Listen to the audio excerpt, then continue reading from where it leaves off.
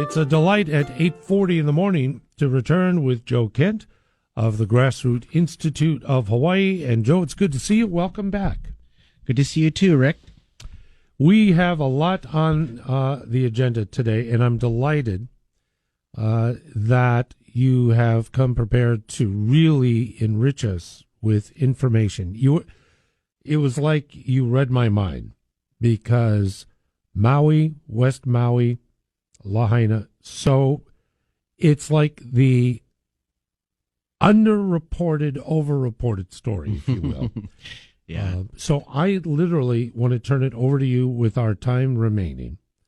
Please. Sure. What would you like to share with us that we should know, Maui? Well, I went to Maui last week, and because I wanted to see for myself what was going on the ground. Just like you said, we hear so many news stories, but what are the people saying? And so I have friends who were, survivors, escaped from the fires, and are now staying in the hotels. And they miss their kitchens is the main thing. Mm-hmm. They miss their refrigerators. They miss going to the grocery store and cooking their own food. Apparently, that's really difficult. You can't even bring a hot plate in the hotel rooms right now. And so even though they're being fed this sort of lavish hotel food every day, you can only eat that so much. And plus, you don't have your self-autonomy either, and your semblance of a normalcy or your old life. And so a lot of the people I talked to were really frustrated at how long this is taking. They don't want to be in a hotel. And sometimes the hotels move you from room to room and so on. So that's, a frustrating thing.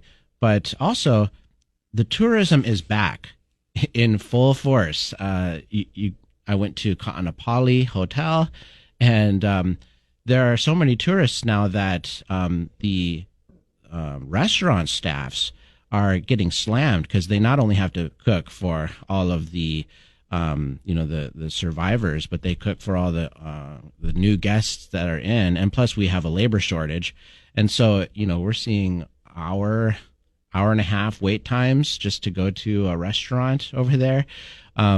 Think Maui Brewing Company or something like that. Mm-hmm. And so that's a frustration. We're also seeing frustration at how long it's taking to build the housing, of course, and that is an issue that's stymieing the federal government, the state government, private entities, nonprofits. Nobody can seem to figure out how to put up some temporary housing. You'd think this would be easy, but even with the governor's emergency proclamations, even with all of the powers that the federal government has, the main roadblock, as I see it, is the Water Commission. And, we've got this long line of developers who have been trying for decades to get a permit at the Water Commission. West Maui is uniquely designated as a protected water area. And so there's a long line of people who've been waiting over 10 years there. And so any new temporary emergency housing would have to go to the back of the line. So how are they going to get their permits? And so there was a kind of a tiff over this when the FEMA said that they would try to build some housing, but they're not really sure where they're going to get the water. I tried to email FEMA about that. They didn't respond. But even like nonprofit groups are having trouble with this. I went to the King's Cathedral Family Life Center there in Kahului at the corner there. And they're trying to build, they kind of just said, we know it's difficult to get through the permitting situation. We know it's difficult to get approval, but we're just going to build. We don't care. We're going to put this is a need. We're going to put up 80 units, and these units are sort of pop-up structures that they've put together and kind of linked together like Legos.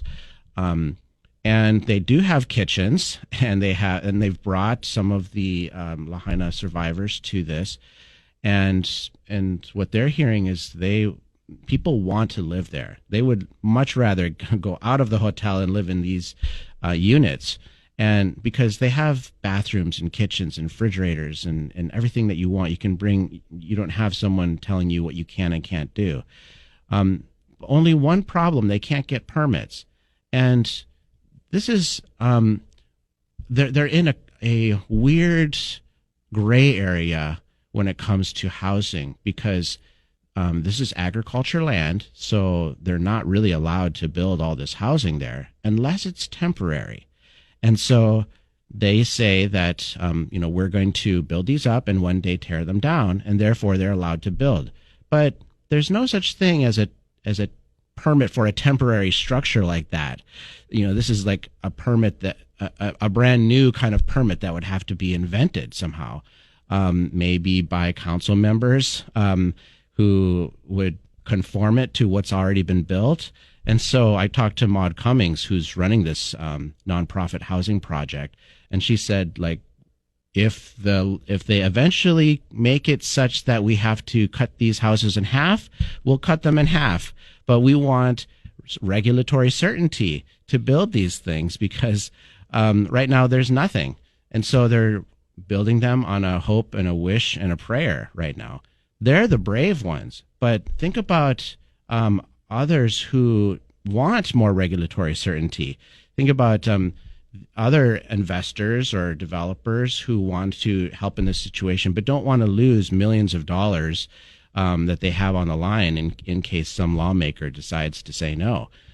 So regulatory certainty is a big problem there. Now, all of this housing stuff is marching its way into the state budget, because state lawmakers have to pay tons and tons more money than they thought for this. They thought it was going to be around $200 million. Turns out it's around $600 million. That's $600 million by July 1st.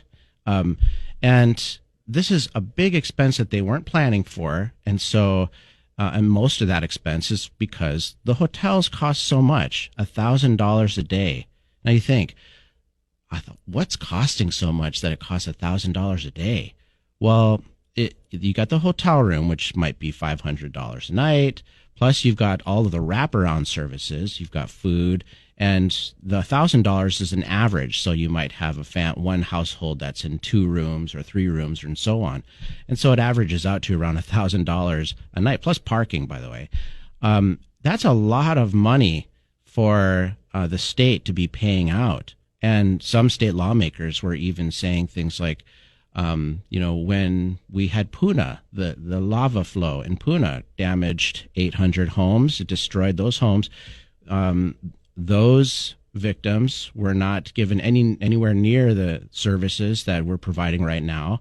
The state lawmakers were even asking the counties, what are you guys putting on the line? Because if we're cutting our budget by 15% in order to help fund this, then is the county cutting their budgets? And so there were some uncomfortable conversations there. It was kind of like a tug of war. And another tug of war was about short-term rentals, because this is viewed by state lawmakers and the governor as the solution. If we could just ban all short-term rentals, then we could take all the people in the hotels and put them in the short-term rentals. But the county lawmakers were not really so gung-ho about that, because the short-term rentals are the biggest budget revenue item in the county budget. I mean, they bring in around $200 million a year.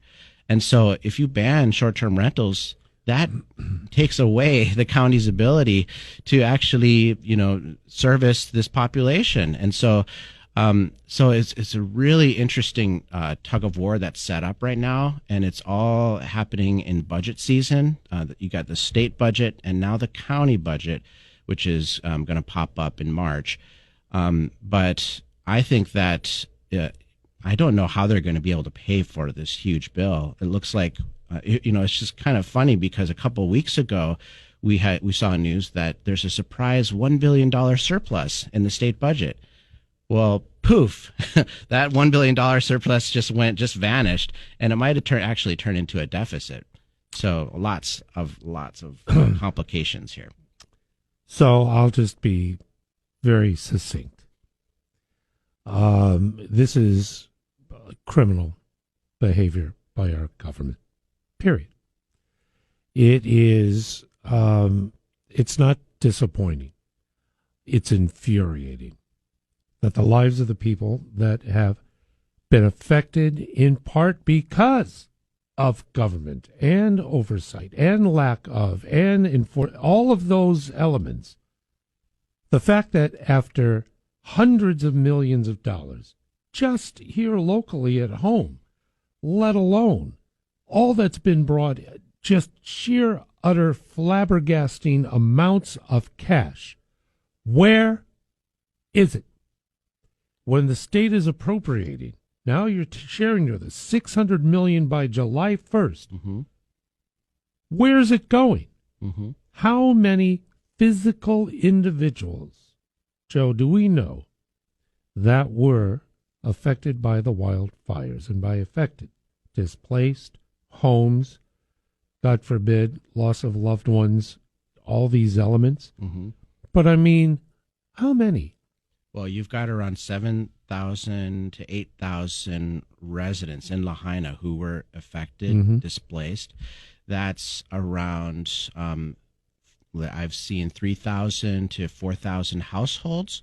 But it's actually difficult to find the numbers. If you listen to the state hearings, they were bandying about different numbers, and halfway through the hearing, they're like, "Well, wait a second. I thought you said it was 3,000. Now you're saying it's 4,000. And where did you get that number?" And so the agencies are all using slightly different numbers to computate this. Meanwhile, the state is asking, like, well, is there any overlap in the numbers? And are we double paying? Is there any double dipping going on? And so on. But the main number you need to think about is 2,000. There are around 2,000 households in hotels right now in West Maui. These are displaced Lahaina residents. And about 1,000 of those are what's called eligible, FEMA eligible. In other words, FEMA is going to foot the bill mostly. The other 1,000 are FEMA ineligible. And this is the big surprise that FEMA told the state is, sorry, we can't pay for that. So state, you guys have to pay for these. That's where the $600 million comes from. It's $600 million to house all of 1,000 people in hotels until July. And so now that's why the state is really trying to find places for these people to go, but there are no homes built, there are no temporary structures built, so the solution is let's just push them into short-term rentals. But like I said, doing that would it might hurt the county budget. So it's very tricky to get a sense of the numbers here, but the other number that state lawmakers are paying attention to is the date of February 2025, which is when FEMA will go away. And so the state says, okay, so who pays for the long-term costs of housing these victims? And the answer is the state. And so this is going to march towards an uncomfortable conversation of how do we unwind all of this. Even if you find long-term rentals for the Lahaina survivors to go into, at some point the state is going to have to let go of the reins, because we can't pay this bill forever. And so when that happens, I'm sure there's going to be protests and disagreements about that. But our state does not have the ability to just print money, and so they can take. They can take, though, and that's the thing. That's right, because we're facing an incredible increase of additional taxation fees and revenue that is sourced by us and tourists. There are 2 initiatives in the Big Square building that are specifically targeting tourism, and which is already beyond the pale. Mm-hmm. But the green fee of $25 per. Yeah, I understand all of this swirl But Joe, the thing that really concerns me and many are the most, follow the money. Who's getting paid off?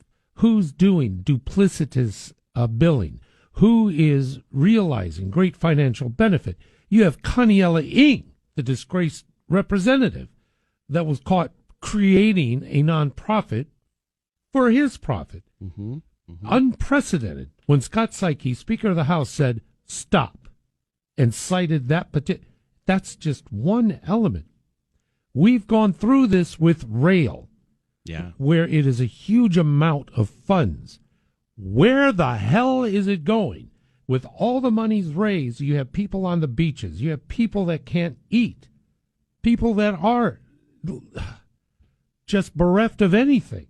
And in their names, billions of dollars have been raised. And just think about this. All of the money that we just talked about is the 2024 fiscal budget ending in June. Yeah. But what about beyond that? What about the 2025 budget starting in July 1st? We haven't even talked about that. And so presumably, if this hotel situation isn't solved by then that's another $600 million bill that the state would be on the hook for. And you've got the counties also asking for an extra $400 million. Maui County is asking the state for $400 million. This is another additional expense. So we're talking about $1.5 billion, maybe $2 billion in extra spending. The state budget's $10 billion right now. And to add $2 billion on top of that, where is the money going to come from? I know we see how fast this was. Joe, how do we connect with you and Grassroot Institute of Hawaii? So you can visit us at grassrootinstitute.org. You can sign up for our newsletter there. And also travel to our Instagram, Grassroot Hawaii. We got to run. I got to take care of this biz. We're right at the top of the hour. Joe Kent, thank you so much, and we'll see you soon. Okay, thanks.